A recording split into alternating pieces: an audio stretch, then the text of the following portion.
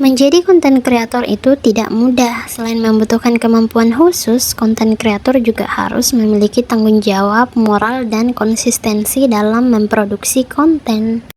Jadi, konten kreator itu juga harus bisa melakukan riset dan analisis yang mendalam terhadap konten dan perilaku audiens.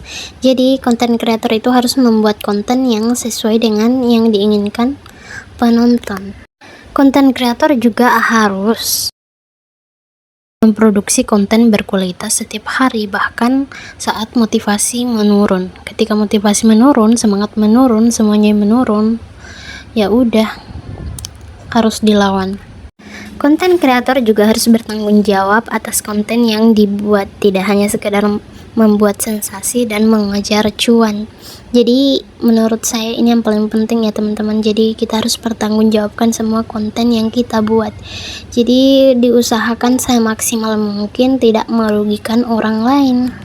Selain itu ada beberapa skill atau kemampuan yang perlu dimiliki oleh konten kreator. Jadi pertama itu kemampuan menganalisis tren. Jadi apa yang lagi viral itu yang diikutin, tapi ikutin yang baik-baiknya aja ya guys. Kemudian kemampuan mengambil video atau merekam video. Jadi ini yang paling penting ya. Jadi orang-orang itu akan tertarik ketika videonya itu bagus, jernih. Lalu yang selanjutnya kemampuan mengedit video.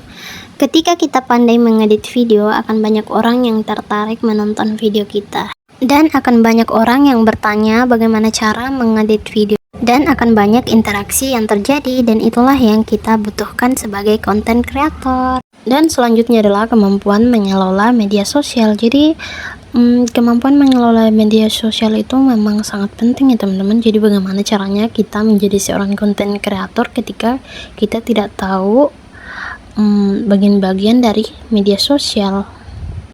Dan yang terakhir adalah kemampuan berpikir kreatif. Jadi teman-teman harus berpikir sekreatif mungkin. Oke, bye-bye.